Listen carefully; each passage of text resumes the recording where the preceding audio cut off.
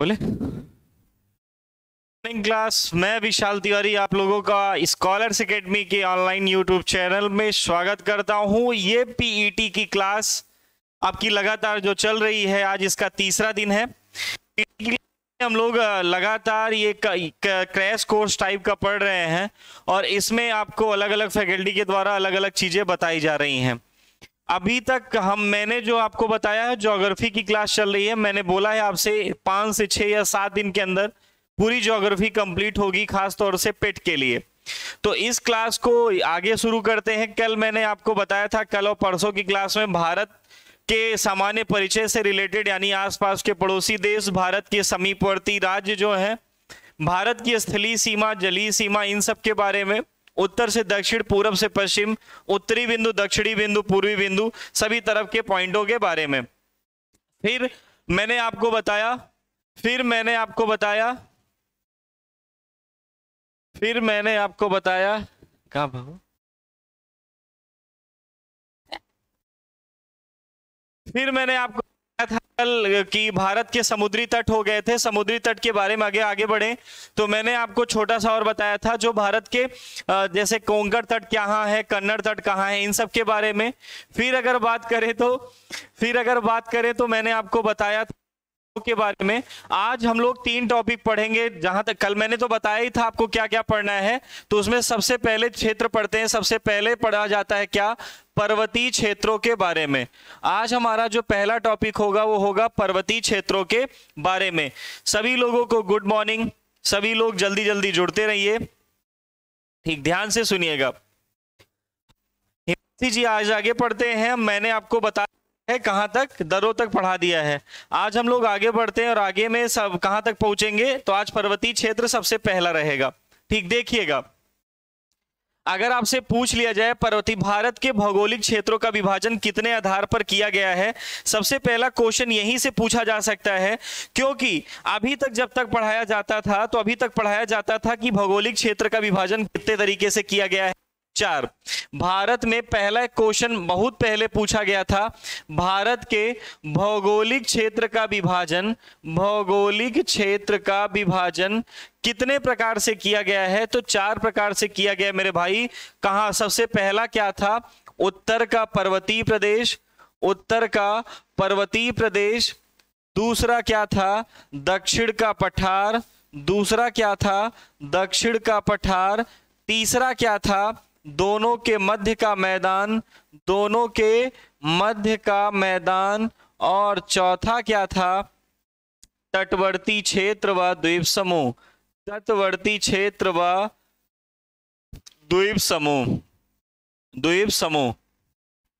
4 तरीके से इसका विभाजन किया गया था। लेकिन अब अगर हम बात करते हैं तो इसका विभाजन 6 तरीकों से, यानी नई एनसीईआरटी की जो बुकें आ रही हैं, अगर आपसे पूछ लिया जाए कि वर्तमान इसका विभाजन कुल मुख्यतः कितने तरीके से किया गया है, तो इसका विभाजन वर्तमान समय में कुल 6 तरीकों से किया गया है। जिसमें अगर हम देखें वर्तमान समय, ये तो पुराना समय था, वर्तमान समय में अगर विभाजन देखें तो सबसे पहले है, ध्यान से सुनिएगा, जितने लोग हैं वो क्लास को लाइक और सब्सक्राइब कर दें, ताकि क्योंकि देख जो ज्यादा रहे लेकिन लाइक तो कम है, तो लाइक तो जरूर बनता है। अगर आपको समझ में आ रहा है तो लाइक तो करते जाइए।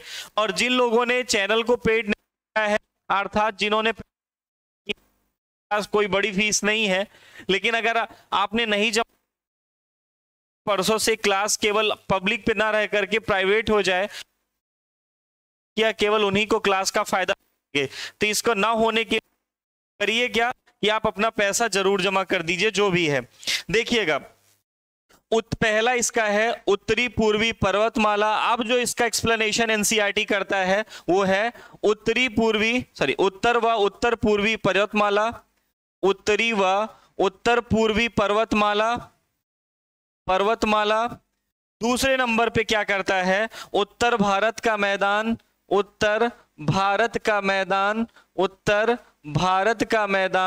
तीसरे नंबर पे क्या करता है मेरे भाई? तो तीसरे नंबर पे करता है भारतीय मरुस्थल। भारतीय मरुस्थल। चौथे नंबर पे क्या करता है? तो चौथे नंबर पे मेरे भाई ध्यान से सुनिएगा, जितने भी लोग हैं, ठीक, लाइक तो कर दीजिए, प्रायद्वीपीय। उसके बाद चौथे नंबर पे क्या है? प्रायद्वीपीय पठार। चौथे नंबर पे क्या है? प्रायद्वीपीय पठार, पेनिनसुला प्लेट्यू, प्रायद्वीपीय पठार, पठार। पांचवें नंबर पे क्या है? तटीय मैदान, जो तटीय एरिया है, जो जैसे तटीय एरिया का मतलब ये वाला एरिया जो है, तटीय मैदान। और उसके बाद छठे नंबर पे क्या है? तो छठे नंबर पे है द्वीप समूह। छठे नंबर पे क्या है? द्वीप समूह। तो अगर आपसे पूछ लिया जाए कि वर्तमान समय में भारत का विभाजन कितने आधार पर किया गया है, वर्तमान समय में भारत का भौगोलिक विभाजन जो एनसीईआरटी अब बताता है वो कितने आधार पर है, तो आधार हो गए हैं 6। सबसे पहले उत्तरी एवं उत्तरी पूर्वी पर्वतमाला, दूसरे नंबर पे उत्तर भारत का मैदान, तीसरे नंबर पे भारतीय मरुस्थल, चौथे नंबर पे भारतीय पठार, पांचवें नंबर पे तटीय मैदान, छठे नंबर पे द्वीप समूह। और तो आपसे अगर पूछ लिया जाए वर्तमान समय में इसका विभाजन कितने तरीके से किया गया है, तो 6 तरीके से किया गया है। आज हम केवल बस आप ये जान लीजिए, उसके बाद कौन कौन से पर्वत क्षेत्र कहां पर हैं और कौन सा किसका पार्ट है, इसके बारे में जानते हैं। ध्यान से सुनिएगा।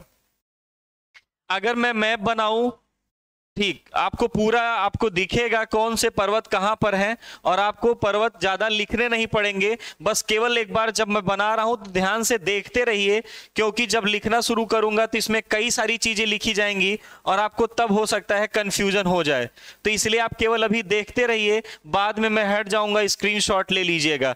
ध्यान से सुनिएगा एक बार पूरा, एक बार आप जल्दी से देख लीजिए।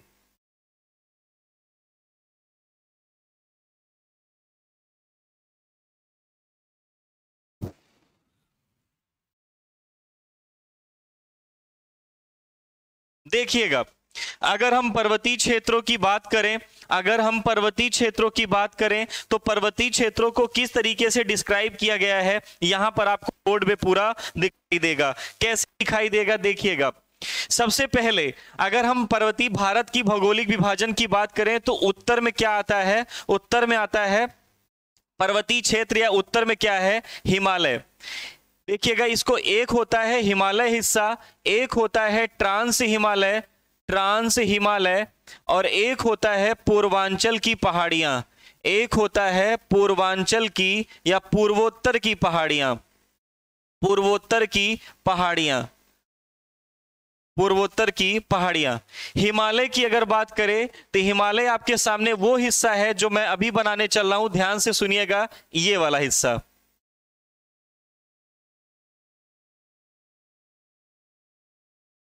ठीक, ये हिमालय का हिस्सा है, और हिमालय के इस बाहरी भाग को क्या कहा जाता है? तो इसी को कहा जाता है हिमाद्री।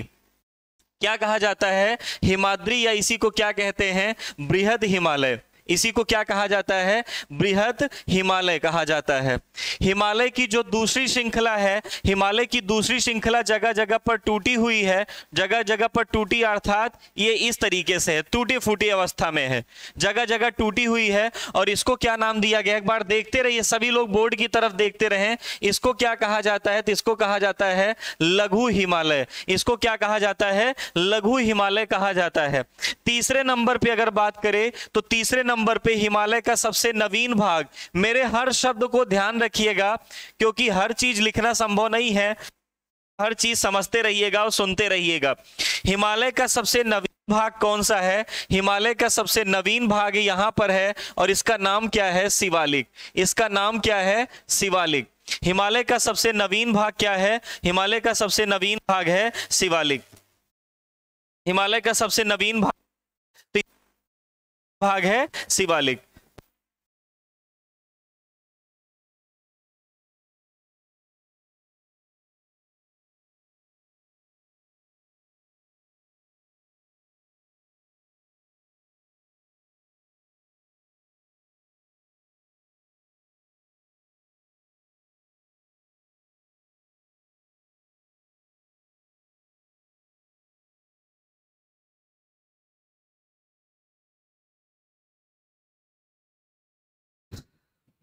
ठीक। हिमालय का सबसे नवीन भाग कौन सा है? हिमालय का सबसे नवीन भाग है कौन सा? शिवालिक। हिमालय का सबसे पुराना भाग कौन सा? हिमालय की 3 रेंजें हैं। सबसे पहला है हिमाद्री या बृहद हिमालय, दूसरे नंबर पे कौन सा है? लघु हिमालय, और तीसरे नंबर पे कौन सा है? शिवालिक। अगर आपसे पूछ लिया जाए, ध्यान से देखते रहिएगा बोर्ड की तरफ, अगर आपसे पूछ लिया जाए कि हिमालय का सबसे या हिमालय का सबसे बाहरी भाग कौन सा है, तो बाहरी भाग का मतलब जो नीचे है सबसे, या हिमालय का गिरिपद किसे कहा जाता है, तो शिवालिक को कहा जाता है।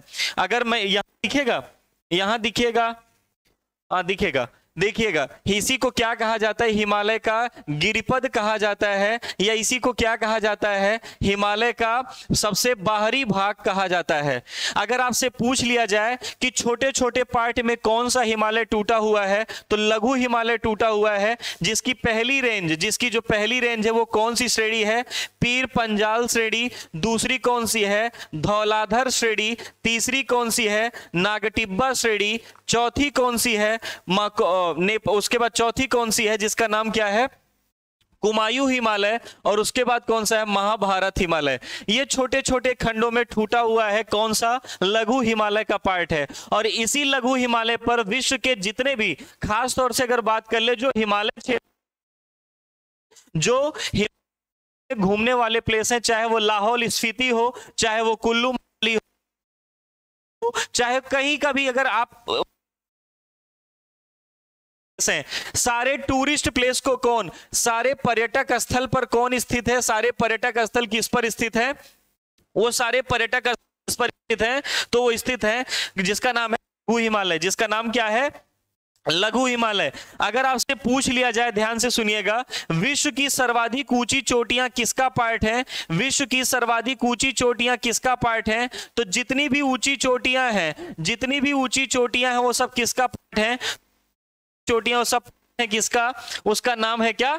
तो उसका नाम है हिमालय। उसका नाम क्या है? हिमाद्री। अच्छा, एक बात और, लोगों के मन में क्या बनी थी करके, तो आप ये बुक देख लीजिए। ये बुक जो स्कॉलर्स एकेडमी की तरफ से प्रोवाइड की, ये बुक आपके लिए इस समय बहुत मददगार साबित होगी। मात्र इसकी कॉस्ट जो है 150 रुपए है। कितनी? सबसे कम कॉस्ट रखी गई, मात्र 150 रुपए भी नहीं है यहां लेने। अगर आपको चाहिए बुक ही, अगर आपको ये बुक चाहिए, तो आप स्कॉलर्स एकेडमी का जो व्हाट्सएप ग्रुप है या टेलीग्राम ग्रुप है, या इसी में जो यूट्यूब का चल रहा, जो YouTube पे चल रहा है, उस पे लिंक पे आप कमेंट करके इस बुक को मंगा सकते हैं, और आपको ये बुक पहुंचा भी दी जाएगी। अगर आप प्रतापगढ़ आते हैं तो आपको प्रतापगढ़ तो मिल ही जाएगी। मात्र इसकी कॉस्ट कितनी रखी गई है? 150 रुपए। आप अपने सपनों को पूरा कर सकते हैं मात्र कितने रुपए में? 150 रुपए में। ना तो आप किसी की पीडीएफ की जरूरत पड़ेगी, ना तो कुछ, बस आप क्लास लीजिए और इस बुक से देखते रहिए, सारी चीजें आपको इसमें मिल जाएंगी। बस जो यहां पढ़ाया जाए उसको टिक लगाते यहां पर चलिए, क्योंकि इसमें चीजें बहुत ज्यादा हैं। आपको आप जो नंबर डिस्प्ले किया जा रहा है उसमें, ये स्क्रीन पर ध्यान से सुनिएगा, तो नंबर डिस्प्ले किया जा रहा है इस पे कमेंट, इस पे स्क्रीन पर, उस पे आप कॉल करके पता कर सकते हैं, और आप अपने सपनों को पूरा कर सकते हैं मात्र 150 रुपए में इस बुक को खरीद करके। तो जिसको जिसको भी चाहिए, जिसको जिसको भी चाहिए, वो आप कमेंट कर दीजिएगा। ध्यान से सुनिएगा, आवाज कट रही है यार कुछ। ठीक, चलिए ध्यान से सुनिएगा आगे। अगर वॉइस प्रॉब्लम है यार, ठीक, आगे आप सुनिएगा।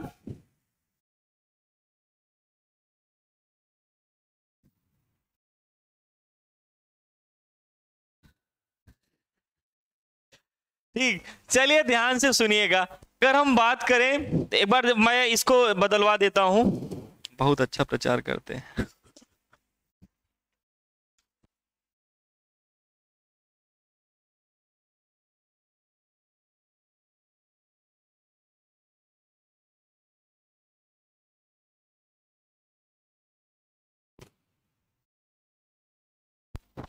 लगाओ यार।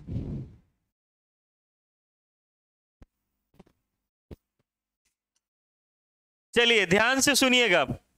चलिए ध्यान से सुनिएगा। तो बुक आपको अगर लेना होगा तो जरूर ले लीजिएगा, और अगर आपको चाहिए बुक तो आपको ये जो कमेंट पे जो नंबर दिख रहा है कोचिंग का, तो उस पर आप संपर्क कर सकते हैं। चलिए देखिएगा, जो जितने भी ऊंची चोटियां हैं, जितनी ऊंची चोटियां वो किस हिमालय का हिस्सा है, जितनी भी ऊंची चोटियां वो किस हिमालय का हिस्सा है, जितनी भी ऊंची चोटियां वो सब किस हिमालय का हिस्सा है, तो वो सब हिमाद्री के हिस्से हैं, अर्थात बृहद हिमालय के हिस्से हैं।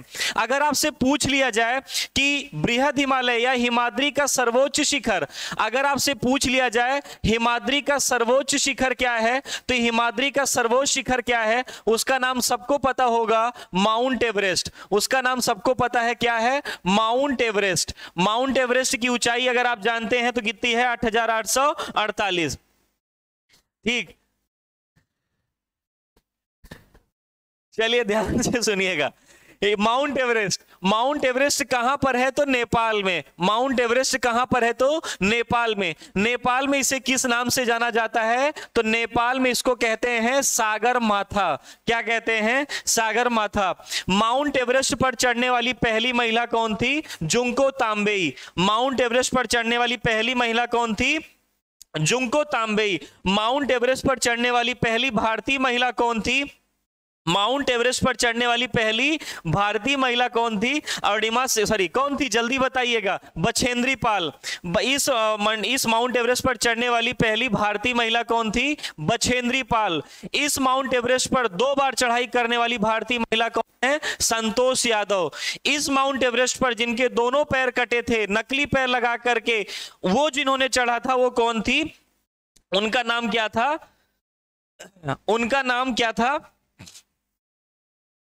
उनका नाम क्या था, तो उनका नाम क्या था, तो आप बताइएगा, अर्डिमा सिन्हा। तो हिमाद्री का सर्वोच्च शिखर या हिमालय का सर्वोच्च शिखर अगर आपसे पूछ लिया जाए तो माउंट एवरेस्ट, जो नेपाल में स्थित है। फिर इसके बाद अगर आपसे पूछ लिया जाए कि दूसरा, ये तो नेपाल में स्थित है, अगर इसी हिमाद्री पर स्थित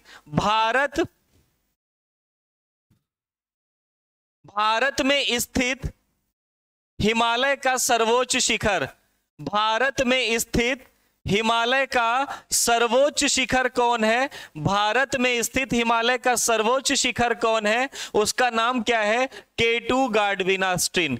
K2 गाडविन ऑस्टिन, K2 गाडविन ऑस्टिन। लेकिन मेरे भैया K2 गाडविन ऑस्टिन कहां पर पड़ेगा, तो वो वाला हिस्सा जो किसके पास है, पाकिस्तान के पास है। तो पाक ऑक्युपाइड कश्मीर में इसका नाम ये पड़ेगा पीओके हिस्से में। भारत में स्थित तो है, भारत में स्थित तो है, लेकिन भारत का नहीं है। का हम उस पे लगाते हैं जिस पर हमारा अधिकार होता है। ये भारत में तो स्थित है, जब पीओके हम अपना हिस्सा ले लेंगे तो ये हमारा अपना माना जाएगा। लेकिन अगर आपसे पूछ ले भारत में स्थित हिमालय का सर्वोच्च शिखर कौन सा है, तो K2 गाडविन ऑस्टिन। लेकिन यहीं पर एक और क्वेश्चन बन जाए, भारत का सर्वोच्च शिखर क्या है, मेरे भाई बताइएगा, भारत का सर्वोच्च शिखर क्या है, तो उसका नाम है कंचनजंगा। कौन सा, कंचनजंगा। और कंचनजंगा कहां पर है, सिक्किम में। कहां पर है, सिक्किम में। विश्व के जितने भी पर्यटक स्थल हैं वो कहां पर हैं, विश्व के जितने भी पर्यटक स्थल हैं लघु हिमालय पर। बुग्याल या प्यार घास के मैदान किस पे पाए जाते हैं, बुग्याल या प्यार घास के मैदान लघु हिमालय पर। गुलमर्ग, सोनमर्ग घास के मैदान किसके पार्ट हैं, लघु हिमालय के। देहरादून, हरिद्वार जैसे क्षेत्र किस पे स्थित हैं, लघु हिमालय पर। लाहौल स्पीति, कुल्लू मनाली, कुफरी जितने भी स्थान पर्यटक स्थल है कहां पर है, लघु हिमालय पर। जितनी ऊंची ऊंची चोटियां वो सब किसका पार्ट है, हिमाद्री का पार्ट है। उसके बाद हिमालय का गिरिपद या इस पूरे हिमालय का सबसे निचला क्षेत्र कौन सा है, शिवालिक। हिमालय का सबसे निचला क्षेत्र कौन सा है, तो शिवालिक स्थित है। शिवालिक है जिसे हिमालय का गिरिपद कहा जाता है, जिसे हिमालय का गिरिपद कहा जाता है। फिर इसके बाद मेरे भाई इधर सुनना, ध्यान से देखिएगा, दिल्ली से लेकर के बोर्ड की तरफ देखते रहेंगे तो आपको जल्द कंफ्यूजन नहीं होगी। दिल्ली से लेकर के, हाँ फूलों की, अरे फूलों की घाटी तो उत्तराखंड में है ना कृति जी। फूलों की घाटी कहां पर है, उत्तराखंड को। अगर आपसे पूछ लिया जाए साइलेंट वैली, शांत घाटी कहां पर स्थित है, तो जल्दी बताइएगा, शांत घाटी कहां पर स्थित है, केरल में। शांत घाटी कहां पर स्थित है, केरल में। ठीक, शांत घाटी कहां पर स्थित है, केरल में।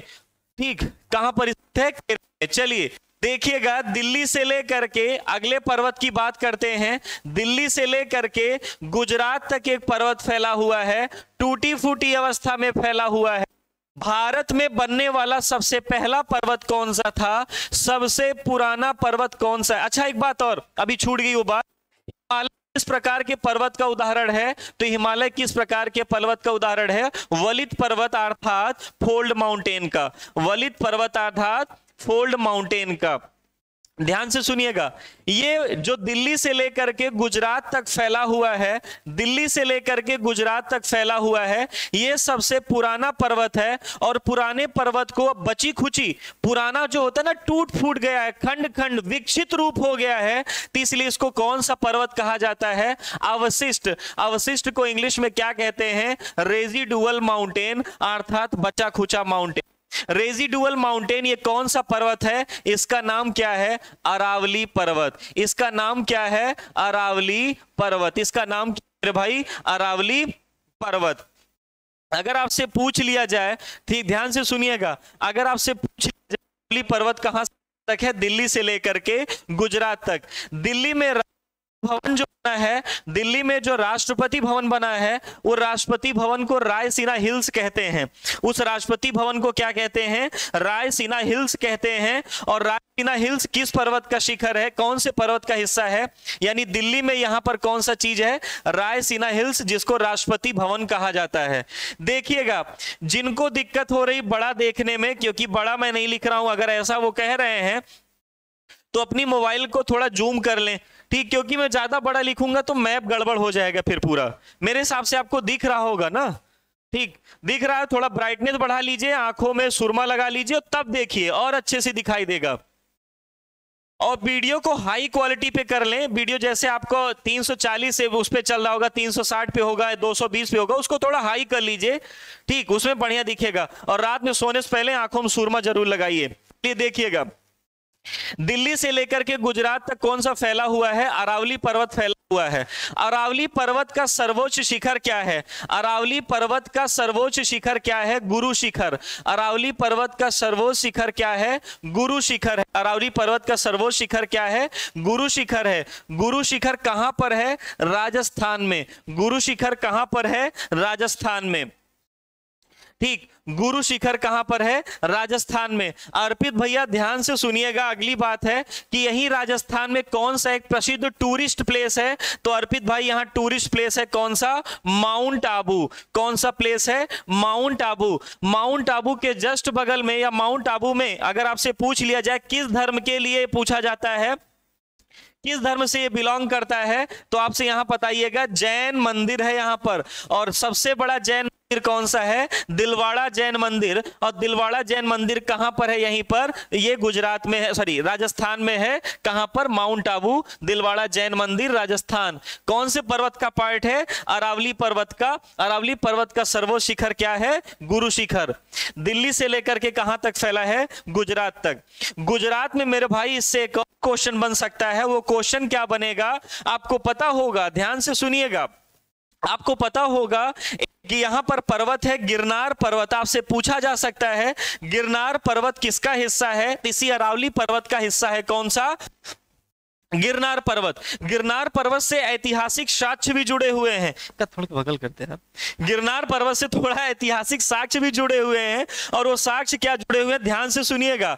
अगर आपसे पूछ लिया जाए कि जूनागढ़, यहीं पर एक नाम क्या था? जूनागढ़। गुजरात में एरिया था जिसका नाम क्या था? जूनागढ़। अगर आपसे पूछ लिया जाए कि जूनागढ़ में सबसे पहली बार सुदर्शन झील का निर्माण करवाया था, तो सुदर्शन झील का निर्माण किसने करवाया था?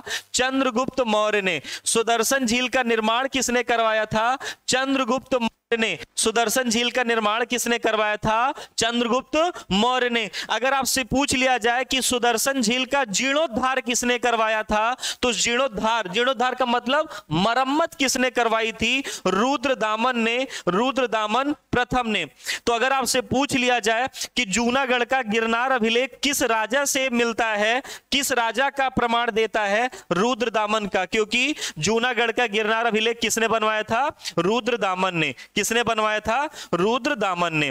तो गिरनार पर्वत किसका हिस्सा है? तो गिरनार पर्वत मेरे भाई किसका हिस्सा है? इसी अरावली पर्वत का, इसी अरावली पर्वत का। चलिए अगली हम बात करते हैं, अगला हम बात करते हैं किसका? तो अगला हम बात करते हैं अगले पर्वत का, जिसका नाम क्या है? यहां पर देखिएगा, जल्दी से इधर देखिए बोर्ड की तरफ। इसका नाम क्या है? विंध्यन पर्वत। इसका नाम क्या है? विंध्य पर्वत। इसका नाम क्या है? विंध्य पर्वत। विंध्य पर्वत का विस्तार, इसी को विंध्याचल पर्वत कहते हैं। विंध्य पर्वत का विस्तार कहां पर स्थित है? तो विंध्य पर्वत का विस्तार कहां पर स्थित है? तो आप जल्दी से बताइएगा कहां पर स्थित है? तो विंध्य पर्वत का विस्तार है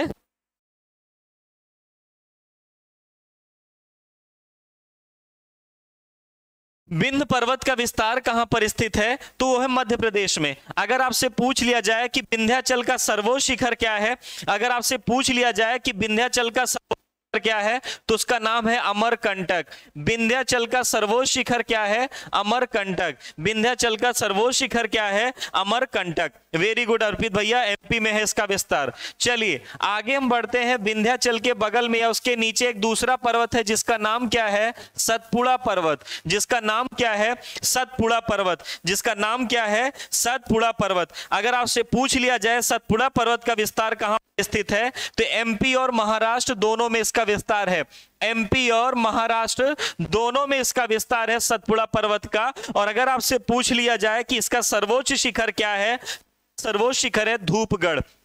इसका सर्वोच्च शिखर क्या है? धूपगढ़। अगर आपसे पूछ लिया जाए कि इसके उत्तर में कौन सी नदी बहती है, तो इसके उत्तर में बहती है, सतपुड़ा के उत्तर में इधर से बहती है नर्मदा नदी।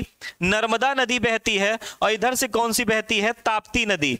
नर्मदा नदी और तापी नदी या ताप्ती नदी इधर से इसके उत्तर दक्षिण से बहती हैं, इसी सतपुड़ा के उत्तर। इसीलिए नर्मदा नदी देखिए ऊपर, इधर भी पर्वत है इधर भी पर्वत है, तो बीच में इसको नाली नुमा आकार में बहना पड़ता है।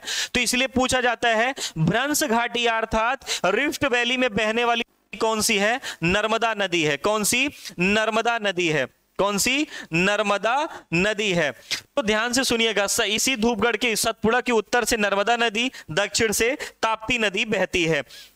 अगर आपसे पूछ लिया जाए, ध्यान से सुनिएगा, अगर आपसे पूछ लिया जाए कि विंध्याचल पर्वत का सर्वोच्च शिखर अमरकंटक, सतपुड़ा पर्वत का सर्वोच्च शिखर धूपगढ़, सतपुड़ा के उत्तर से कौन सी नदी बहती है? तो सतपुड़ा के उत्तर से बहती है कौन सी नदी? जल्दी बताइएगा। तो उस नदी का नाम क्या है? नर्मदा। और सतपुड़ा के दक्षिण से कौन सी नदी बहती है? उसका नाम क्या है? उसका नाम है ताप्ती नदी। फिर इसके बाद अगर हम बात करें, तो इस वाले रीजन में जो मोटी सी एक पर्वतमाला फैली हुई है, इस वाले रीजन में जो मोटी सी एक पर्वतमाला फैली हुई है, उस पर्वतमाला का नाम क्या है? तो उस पर्वतमाला का नाम है पश्चिमी घाट। उस पर्वतमाला का नाम क्या है? पश्चिमी घाट। इधर देख लीजिएगा, उस पर्वतमाला का नाम क्या है? पश्चिमी घाट। पश्चिमी घाट को एक और नाम से जाना जाता है, जिसको क्या कहते हैं? सहयाद्री। पश्चिमी घाट को एक और नाम से जानते हैं, जिसका नाम क्या है? सहयाद्री। पश्चिमी घाट का नाम किस नाम से जाना जाता है? इसको क्या कहते हैं? तो इसको कहा जाता है सहयाद्री। कौन सी? सहयाद्री कहा जाता है। अगर इसका विस्तार कहां से कहां तक है? गुजरात से लेकर के पूरा पूरा तमिलनाडु तक। गुजरात से लेकर के पूरा पूरा इसका विस्तार कहां पर है? तमिलनाडु तक। अगर आपसे पूछ लिया जाए इसका सर्वोच्च शिखर क्या है, इसका सर्वोच्च शिखर क्या है, इसका शिखर क्या है? ध्यान से सुनिएगा, का सर्वोच्च शिखर क्या है? तो इसका सर्वोच्च शिखर है, इसका सर्वोच्च शिखर क्या है? तो इसका है अनईमुडी। क्या नाम है इसका? अनईमुडी। और अनईमुडी की ऊंचाई अगर आपसे पूछ लिया जाए, अनईमुडी की अगर ऊंचाई आपसे पूछ ले 2695 किलोमीटर, सॉरी 2695 मीटर, 2695 मीटर। अनईमुडी किसका सर्वोच्च शिखर है? पश्चिमी घाट का या सह्याद्री का सर्वोच्च शिखर है। दक्षिण भारत का सर्वोच्च शिखर अगर आपसे पूछ लिया जाए, पूरे पूरे दक्षिण भारत का अगर सर्वोच्च शिखर पूछ लिया जाए, तो दक्षिण भारत का सर्वोच्च शिखर भी आप क्या बताओगे? सर्वोच्च शिखर आप क्या बताएंगे? तो आप बताओगे यही अनईमुडी। अगर आपसे पूछ लिया जाए, ध्यान से सुनिएगा, यह है पश्चिमी घाट और यहीं से एक श्रृंखला निकली हुई, कौन सी? पूर्वी घाट की। कौन सी? पूर्वी घाट की। अगर आपसे पूछ लिया जाए कि पश्चिमी घाट और पूर्वी घाट कहां पर मिलते हैं, पश्चिमी घाट और पूर्वी घाट कहां पर मिलते हैं, तो नीलगिरी की पहाड़ियों में। कहां पर? नीलगिरी की पहाड़ियों में। और नीलगिरी की पहाड़ियों का सर्वोच्च शिखर क्या है? डोडा बेट्टा। डोडा बेट्टा इसका सर्वोच्च शिखर है। किसका? नीलगिरी की पहाड़ियों का सर्वोच्च शिखर क्या है? तो डोडा बेट्टा है। क्या नाम है उसका? डोडा बेट्टा है। अगर आपसे पूछ लिया जाए कि ध्यान से सुनिएगा, क्या है? डोडा बेट्टा है। और डोडा बेट्टा की अगर ऊंचाई पूछ जाए तो 2637 मीटर है। 2637 मीटर है, यानी दक्षिण भारत का दूसरा सर्वोच्च शिखर है। और एक बात और देख लीजिएगा, पूर्वी घाट का अगर सर्वोच्च शिखर पूछ ले क्या है, तो महेंद्रगिरी है। पूर्वी घाट का अगर सर्वोच्च शिखर कोई अगर आपसे पूछ ले तो महेंद्रगिरी है। एक बात और ध्यान रखिएगा, गारो, खासी और जयंतिया, गारो, खासी और जयंतिया ये जनजातियां भी हैं लेकिन पहाड़ी हैं। और गारो, खासी, जयंतिया पहाड़ी का विस्तार कहां पर है? मेघालय में। कहां पर? मेघालय में। डफला की पहाड़ी अरुणाचल प्रदेश, डफला की पहाड़ी अरुणाचल प्रदेश। मिजो की पहाड़ी मिजोरम, मिसमी की पहाड़ी अरुणाचल प्रदेश, आबोर की पहाड़ी अरुणाचल प्रदेश। तो ये डफला, मिसमी, आबोर और ये सब जो छोटी छोटी पहाड़ियां हैं वो इस पूर्वोत्तर क्षेत्र में फैली हुई हैं। बस आप याद क्या रखेंगे कि अगर आपसे पूछ लिया जाए कि हिमालय का गिरिपथ किसे कहते हैं, तो शिवालिक को। आपसे पूछ लिया जाए जितने भी टूरिस्ट प्लेस हैं किसके पार्ट हैं? लघु हिमालय के। नाम दे देंगे पीर पंजाल, नाम दे दे पीर पंजाल या धौलाधर, नागटिब्बा, कुमायूं, महाभारत, ये सब किसके पार्ट हैं? लघु हिमालय के। अगर आपसे पूछ ले सर्वाधिक ऊंची चोटियां किस पर स्थित हैं, तो हिमाद्री या बृहद हिमालय पर। सर्वोच्च शिखर माउंट एवरेस्ट कहां पर स्थित है? भारत में स्थित। हिमालय का सर्वोच्च शिखर कौन सा है? भारत का सर्वोच्च शिखर कौन सा? ये सारी बातें आपसे पूछी जा सकती हैं। दिल्ली से लेकर के गुजरात तक कौन सा फैला हुआ है? अरावली पर्वत। अरावली एक कैसा पर्वत है? अवशिष्ट पर्वत है। दिल्ली का राष्ट्रपति भवन रायसीना हिल्स कहलाता है क्योंकि वो किस पर स्थित है? इसी अरावली पर्वत पर। अरावली पर्वत का सर्वोच्च शिखर गुरु शिखर जो राजस्थान में है। माउंट आबू जो जैन धर्म के लिए प्रसिद्ध है, माउंट आबू दिलवाड़ा जैन मंदिर यहीं पर स्थित है। पश्चिमी घाट की अगर बात कर ले, पश्चिमी घाट को सह्याद्री के नाम से जाना जाता है। पश्चिमी घाट का सर्वोच्च शिखर क्या है? अनईमुडी है, जो पूरे दक्षिण भारत का सर्वोच्च शिखर है। उत्तरी अगर पूर्वी घाट की बात करें तो महेंद्रगिरी है। और पूर्वी घाट और पश्चिमी घाट कहां जाकर के मिलते हैं? तो नीलगिरी की पहाड़ियों पर मिलते हैं। और नीलगिरी की पहाड़ियों को किस और नाम से जाना जाता है? तो डोडा बेट्टा के नाम से। सॉरी, नीलगिरी का सर्वोच्च शिखर क्या है? डोडा बेट्टा। इतनी बात आपको समझ में आई कि नहीं? जल्दी बताइएगा। इतनी बात आपको समझ में आई?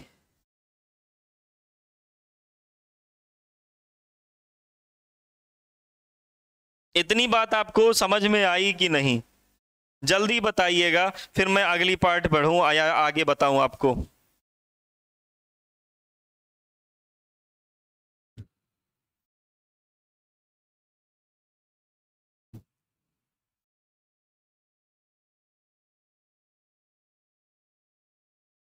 इतनी बात आपको समझ में आई? हाँ भाई, देख तो ज्यादा लोग रहे हैं, लाइक बहुत कम लोग किए हैं। ऐसा क्या दिक्कत हो गई? ओ भैया, सभी लोग क्या करने लगे आप लोग? क्षमा, ये हाँ समझा तो अच्छा ही रहा हूं क्षमा जी, लेकिन ये लाइक नहीं पढ़ रहे हैं, लोग लाइक नहीं कर रहे हैं। लाइक करिए इसको अगर समझ में आ रहा हो तो। आगे बढ़े, चलिए अगला टॉपिक हम लोगों का रहेगा नदियां। और नदियों से रिलेटेड मैं बातें आपको बताता हूं, फिर नदियों के बाद जलप्रपात या इन सब के बारे में कहानी रहेगी। बहुत बढ़िया, ध्यान से सुनिएगा। इतनी बातें आपको समझ में आई कि नहीं आई? आई होंगी। चलिए, हाँ बहुत बढ़िया। नोट कर रहे थे दीपक भैया, नोट के साथ साथ बटन दबानी है यार, केवल छूना ही तो है, लाइक बन जाएगा अपने आप।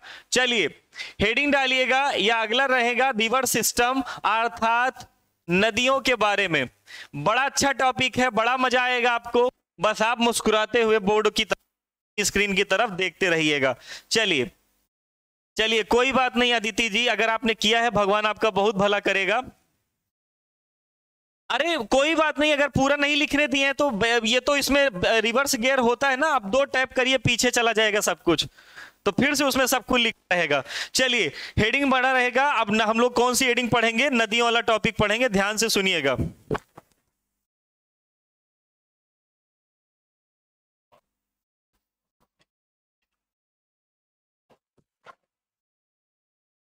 देखिएगा, देखिएगा, ध्यान से सुनिएगा। नदियों वाले टॉपिक में पीटी के एग्जाम में बड़े अच्छे छोटे छोटे क्वेश्चन ही बनेंगे। हो सकता है किसी एक नदी का नाम दे दे और आपसे पूछ ले उसकी सहायक नदी। जैसे खास तौर से आप अगर प्रैक्टिस सेट सॉल्व कर रहे होंगे, कोई भी प्रैक्टिस सेट होगा आपके पास, तो अधिकतर क्वेश्चन मिले हैं, अधिकतर मैंने भी कई सारे प्रैक्टिस सेट देखे, तो सब में केवल और केवल क्या देता है दीपक भाई? तो देता है क्या?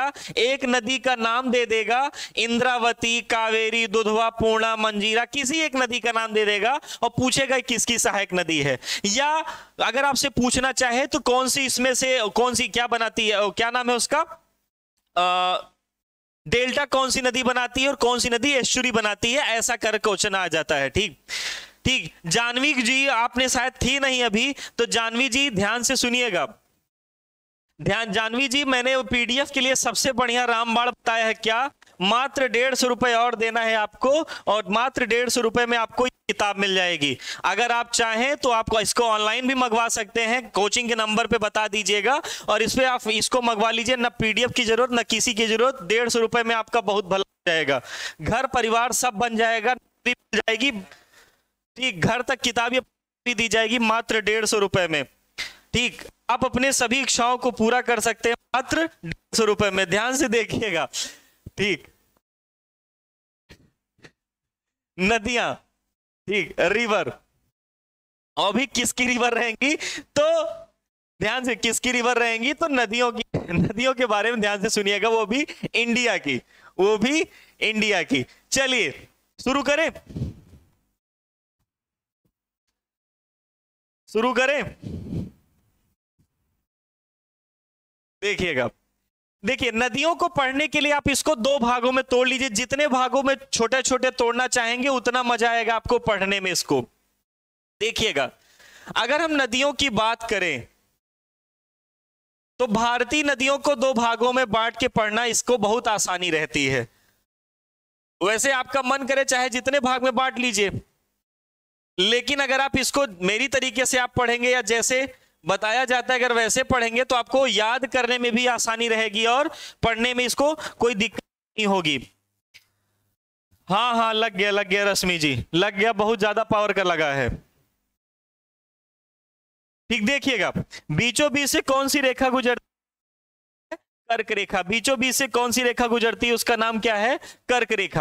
अगर हम नदियों की बात करें तो भारतीय नदियों को 2 भागों में बांटा गया है। सबसे पहला नाम ध्यान से सुनिएगा, नदियां। एक नदियां होती हैं जिसको कहा जाता है, पहले बांटा गया उद्गम के आधार पर, उद्गम के आधार पर, ठीक, और दूसरे आधार पर बांटा गया है समागम के आधार पर, समागम के आधार पर, समागम के आधार पर, समागम के आधार पर। अगला आप ध्यान से सुनिए, अगला ध्यान से सुनिएगा, उद्गम के आधार पर कितने प्रकार की नदियां होती हैं? तो कुछ ऐसी नदियां होती हैं जो इस कर्क रेखा के ऊपर से निकलती हैं, और कर्क रेखा से ऊपर निकलने वाली नदियों को कहा किया जाता है उत्तर भारत की नदियां, उत्तर भारत की नदियां। और जो उत्तर भारत से निकलती हैं या इन्हीं को क्या नाम दिया गया है? इन्हीं को नाम दिया गया है हिमालयी नदियां। यार दिखेगा नहीं ना, इसके नीचे नहीं दिखेगा ना? ठीक, एक बार देख लीजिएगा सभी से। हाँ यार, हटाइए थोड़ा इसको। ठीक, नदियों की अगर बात करें तो देखिएगा, क्योंकि बड़ा पूरा लिखना रहेगा ना।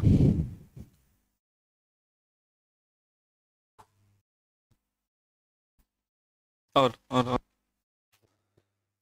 चलिए देखिएगा, नदियों की बात करें तो पहला इसको बांटा गया किसके आधार पर? उद्गम के आधार पर। और दूसरा क्या रखा गया है? दूसरा रखा गया है समागम के आधार पर। किसके आधार पर? समागम के आधार पर। अगर आपसे पूछ लिया जाए उद्गम के आधार पर कितने प्रकार की नदियां होती हैं? तो उत्तर उद्गम के आधार पर 2 प्रकार की नदियां होती हैं। सबसे पहले ऐसी नदियां जो कहां से निकलती हैं? उत्तर भारत से। और ऐसी नदियां जो कहां से निकलती हैं? दक्षिण भारत से। जो नदियां उत्तर भारत से निकलेंगी उनको एक और नाम दिया गया है। कैसी नदियां होती हैं वो? हिमालयी नदियां। जो कैसी नदियां होती हैं मेरे भाई? हिमालयी नदियां। और ऐसी नदियां जो कहां से निकलती हैं? दक्षिण भारत से। उनको क्या कहा जाता है? प्रायद्वीपीय नदियां। कौन सी नदियां? पेनिनसुला रिवर, प्रायद्वीपीय नदियां। कहने का मतलब ये है, बोर्ड की तरफ देखिए, कर्क रेखा के ऊपर से जो निकलेंगी उनको कहा जाएगा उत्तर भारत या हिमालयी नदियां। और कर्क रेखा से नीचे जो निकलेंगी, कर्क रेखा से जो नीचे से निकलेंगी पी नदियां अर्थात पेनिनसुला रिवर कहा जाता है। ध्यान से सुनिएगा, सबका बहुत कंफ्यूजन था जब हम लोग पढ़ भी रहे थे, तब भी ये लोगों के कंफ्यूजन था। ध्यान से समझते चलिएगा, बातें पूरी मैं बताऊंगा आपको। उत्तर भारत की नदियां, दक्षिण भारत की नदियां, अगर समागम के आधार पर बात किया जाए तो मेरे भाई ध्यान से इधर देखिएगा, इधर जो समुद्री हिंद महासागर का इलाका है उस हिंद महासागर को कहा जाता है यहां पर बे ऑफ बंगाल, यानी बंगाल की खाड़ी। और इधर पर जो समुद्री क्षेत्र है इसको क्या कहा जाता है मेरे भाई? इसको कहा जाता है अरब सागर। क्या कहा जाता है? अरब सागर। तो जो नदियां निकलेंगी वो कहीं ना कहीं तो जाके खत्म होंगी, क्योंकि सारी नदियां जाके मिलती हैं। या तो कोई बड़ी नदी होगी उसमें जाकर के मिल जाएगी, और बड़ी नदियां होती हैं जाकर के समुद्र में जाएंगी। तो जो नदियां बंगाल की खाड़ी में गिरेंगी, तो इसको 2 प्रकार से बांटा क्या गया है। कुछ नदियां ऐसी हैं जो कहां पर गिरती मेरे भैया? बंगाल की खाड़ी में गिरती हैं। कहां पर? बंगाल की खाड़ी में गिरती हैं। तो उन नदियों, एक बंगाल हो गई, और दूसरा अगर बात कर ले, कुछ नदियां कहां जाकर के गिरती हैं? अरब सागर में गिरने वाली नदियां। कुछ नदियां बंगाल की खाड़ी में गिरेंगी, कुछ नदियां अरब सागर में गिरेंगी। क्या आपको समझ में आ रही मेरी बातें? तो ध्यान से इसको और अच्छे से सुनिएगा, मजा आएगा आपको सुनने में भी। देखिएगा, अगर हम बात कर लें, आगे बढ़ें, अगर हम बात कर लें उत्तर भारत की कौन कौन सी नदियां हैं, तो 3 बड़ी नदियां हैं। उत्तर भारत की कितनी बड़ी नदियां हैं? तो 3। सबसे पहले कौन सी नदी है? तो सबसे पहली नदी उसका नाम क्या है? सिंधु। सबसे पहली कौन सी नदी है? इंडस, जिसका नाम है सिंधु। दूसरी कौन सी नदी है? उसका नाम है गंगा। और तीसरी कौन सी नदी है जिसका नाम क्या है? अच्छा ध्यान से सुनिएगा, जिसका नाम क्या है? सिंधु हो गया, गंगा हो गया और ब्रह्मपुत्र। सिंधु हो गया और गंगा हो गया, और कौन सी हो गई? ब्रह्मपुत्र। तो सिंधु, गंगा और ब्रह्मपुत्र 3 बड़ी नदियां कहां पर हैं? उत्तर भारत में। दक्षिण भारत की अगर बात कर ली जाए, इसको ऐसे मैं लाइन वाइज बांट दे रहा हूं ताकि आपको कोई दिक्कत ना हो समझने में।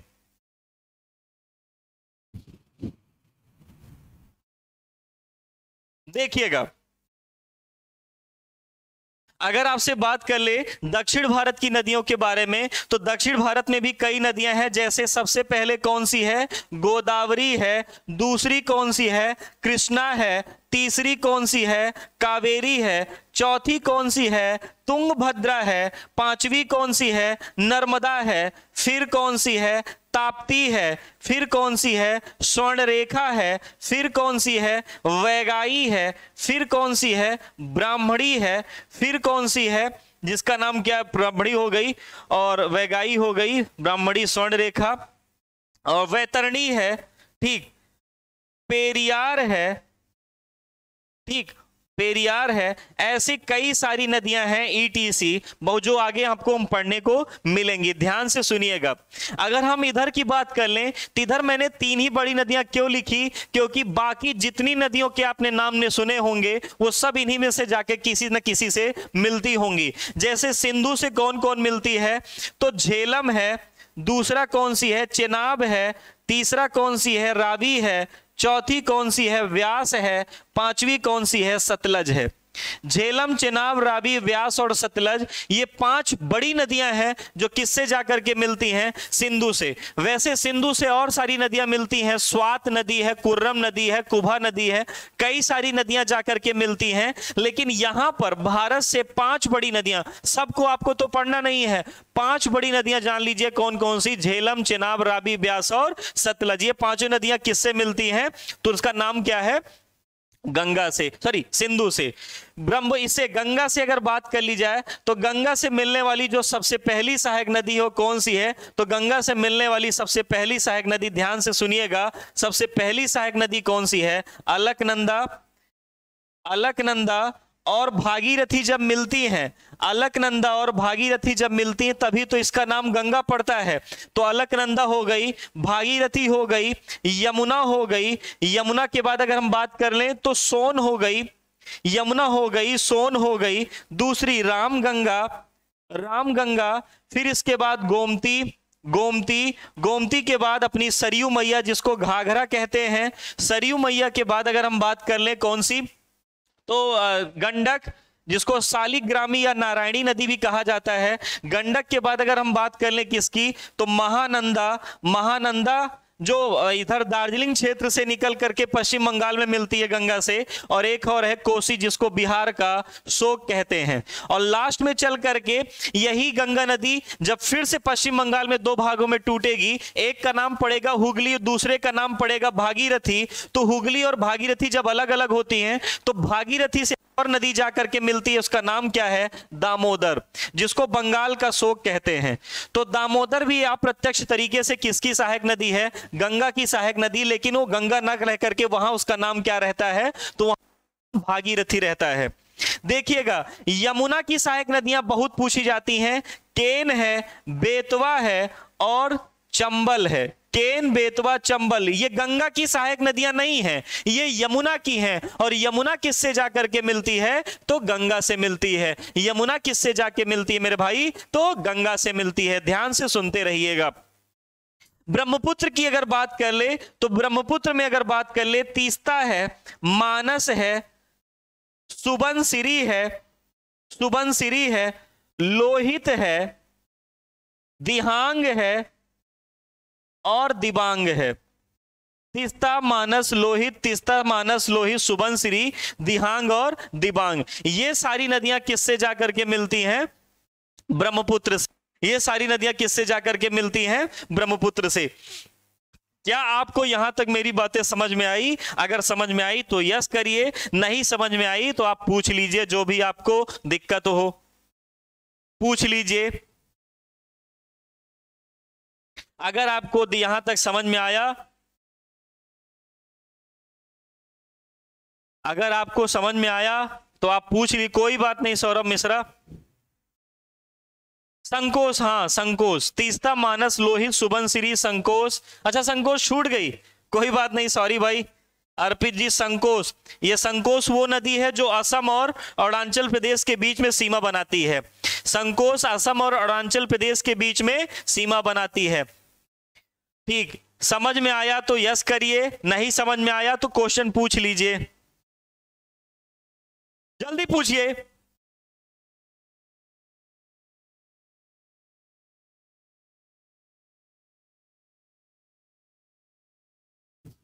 सबको समझ में? चलिए इधर देखिए, फिर आगे हम बात करते हैं बंगाल की खाड़ी में गिरने वाली नदियां। बंगाल की खाड़ी में जो सबसे पहली नदी गिरती है उसका नाम क्या है? गंगा।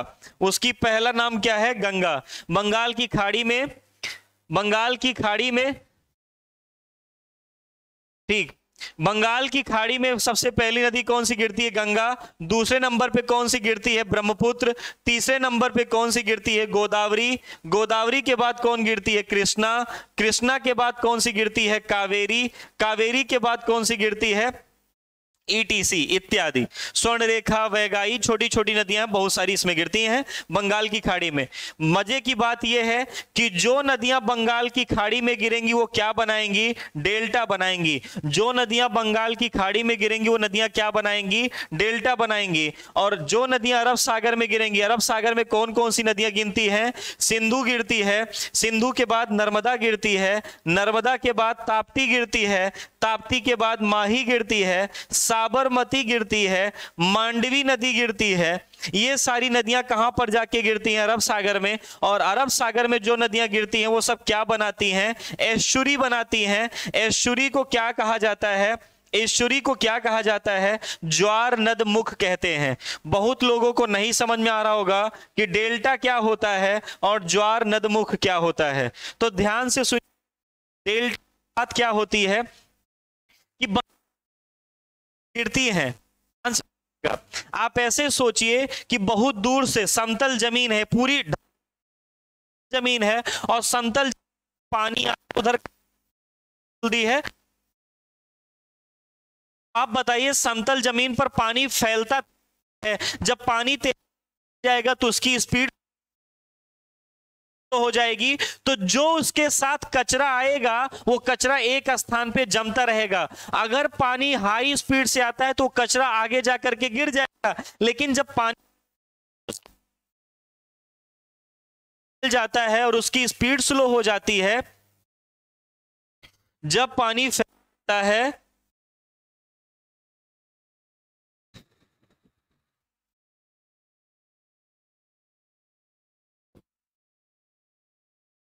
जब पानी फैल जाता है और उसकी स्पीड स्लो हो जाती है, तो जो उसके साथ कचरा आता है वो कचरा समुद्र में गिरने से पहले इकट्ठा जमा होने लगता है।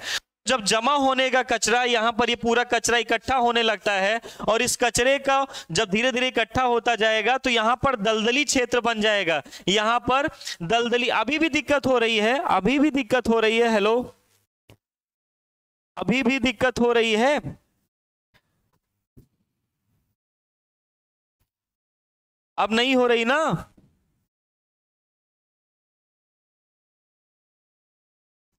चलिएगा,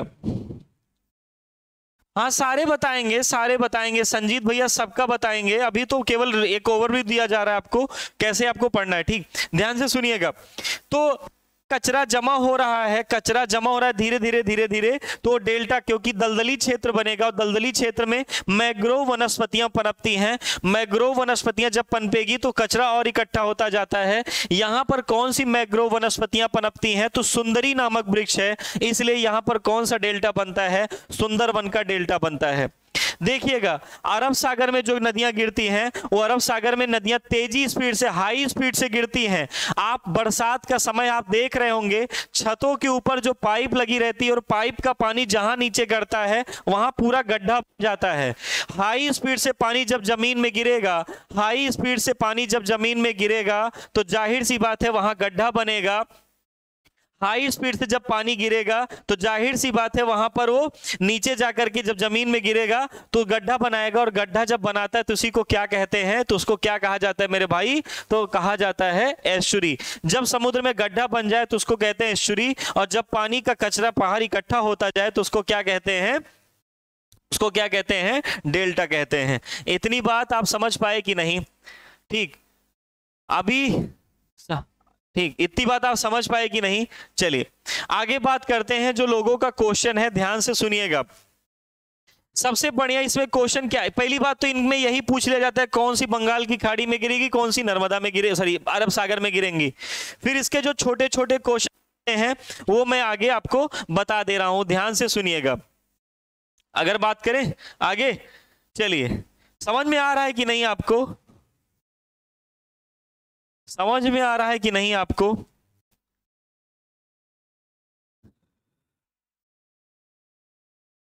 स्क्रीनशॉट ले लीजिए अगर इसको समझ में आया हो तो। आप एक बार पूछ इसको देख लीजिएगा।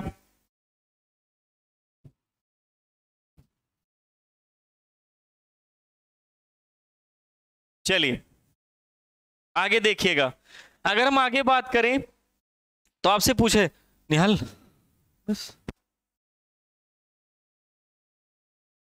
चलिए सुनिएगा ध्यान से, मैं आगे आपको बताता हूं इसके बारे में। अब आप जो छोटा छोटा भी है, क्योंकि कुछ ही नदियों के बारे में पढ़ना है, गंगा के बारे में पढ़ लिया जाएगा, ब्रह्मपुत्र के बारे में पढ़ लिया जाएगा, और दक्षिण भारत की दो नदियां उनके बारे में जान लिया जाएगा। तो कल ये 5 मिनट या 10 मिनट का टॉपिक रहेगा। कल इसको खत्म करके, कल क्या जब भी नेक्स्ट क्लास होगी तो जलप्रपात तुरंत पढ़ लिया जाएगा, और बांध और प्रमुख झीलें, तो ये तीनों टॉपिक एक साथ कंप्लीट हो जाएगा। तो फिर हम लोग आगे बढ़ेंगे किसमें? तो कृषि पर, मिट्टी और कृषि तथा खनिज। ठीक ठीक, तो मिक्सचर कर दिए मतलब प्रशांत भाई, मिक्सचर कर दिए मतलब प्रशांत, मिक्सचर का मतलब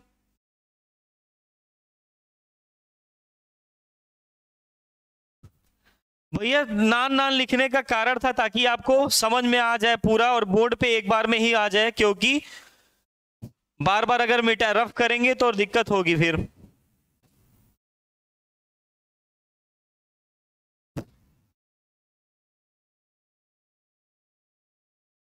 चलिए ठीक है, फिर आज के लिए बस इतना ही। ठीक, नेक्स्ट क्लास मैथ की है, बाकी हम लोग मिलेंगे अगले क्लास।